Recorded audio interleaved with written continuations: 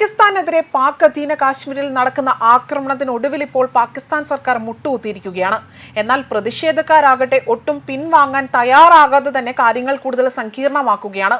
എന്നാൽ സർക്കാരിന് കൂടുതൽ നാണക്കേടുണ്ടാക്കുന്ന ഒരു വീഡിയോ ഇപ്പോൾ പുറത്തു വന്നിരിക്കുകയാണ്. പാക് സൈന്യത്തിന്റെ യൂണിഫോമുകൾ നിസ്സാര വിലയ്ക്ക് വഴിയോരത്ത് വിൽപ്പനയ്ക്ക് വെച്ചിരിക്കുന്നു.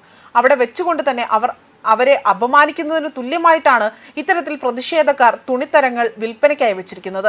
ഇതോടെ കൂടുതൽ തലവേദനയാണ് പാകിസ്ഥാൻ സർക്കാരിനുണ്ടായിരിക്കുന്നതെന്നാണ് വ്യക്തമാക്കുന്നത്.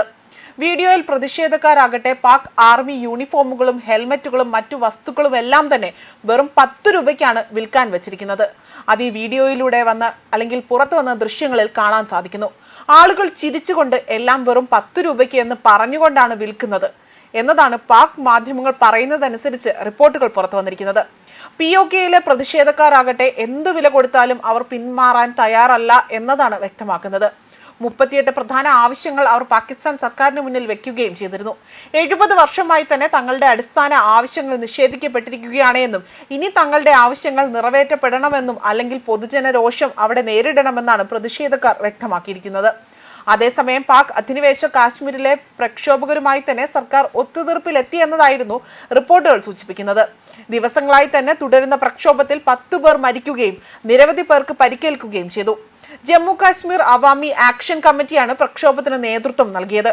ഇവർ മുന്നോട്ട് വെച്ച 38 ആവശ്യങ്ങളിൽ ഭൂരിഭാഗവും സർക്കാർ അംഗീകരിച്ചതായിട്ടാണ് റിപ്പോർട്ടുകൾ സൂചിപ്പിക്കുന്നത്.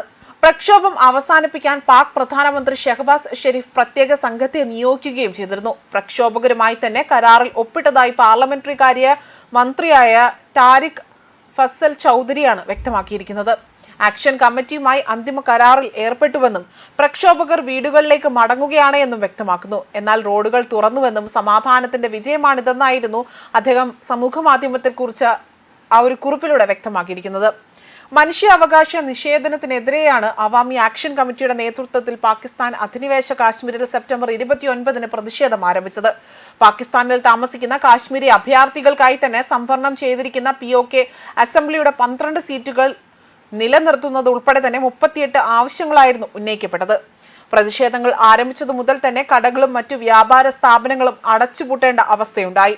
മൊബൈൽ, ഇന്റർനെറ്റ്, ലാൻഡ് ലൈൻ തുടങ്ങിയ സേവനങ്ങളും അവിടെ നിരോധിച്ചിരുന്നു. പാകിസ്ഥാന്റെ അടിച്ചമർത്തൽ സമീപനവും വിഭവങ്ങൾ കൊള്ളയടിക്കുന്ന പ്രവൃത്തിയുമാണ് അവിടെ അശാന്തിക്ക് കാരണമായതെന്നും ഇന്ത്യ ആരോപണം ഉന്നയിച്ച് രംഗത്ത് വന്നിരുന്നു. അതേപോലെ തന്നെ ജോയിന്റ് അവാമി ആക്ഷൻ കമ്മിറ്റി ഉയർത്തിയ 38 ആവശ്യങ്ങളിൽ 21 എണ്ണവും ഷെഹബാസ് ഷെരീഫ് സർക്കാർ ആകട്ടെ അംഗീകരിച്ചതോടുകൂടി തന്നെ പ്രതിഷേധങ്ങൾ ഒരു വിധത്തിൽ അവസാനിപ്പിക്കാൻ അല്ലെങ്കിൽ അതിലൊരു തീരുമാനമായി എന്നാണ് വ്യക്തമാക്കുന്നത്. അംഗീകരിച്ച ആവശ്യങ്ങൾക്ക് നടപടി ഉടൻ സ്വീകരിക്കുമെന്നാണ് പ്രധാനമന്ത്രി ഷെഹബാസ് ഷെരീഫ് വ്യക്തമാക്കിയിരിക്കുന്നത്. മാത്രമല്ല അന്യായമായ 12 അസംബ്ലി സീറ്റുകൾ നീക്കം ചെയ്യുമെന്നും വൈദ്യുതി, ധാന്യ സബ്സിഡികളും ഉൾപ്പെടെയുള്ളവയാണ് പ്രധാന ആവശ്യങ്ങൾ. ബാക്കി 17 ആവശ്യങ്ങളും ചർച്ചകൾ തുടരുകയാണ് എന്നാണ് സർക്കാർ അറിയിച്ചിരിക്കുന്നത്. ന്യൂസ് ഡെസ്ക് കർമ്മ ന്യൂസ്.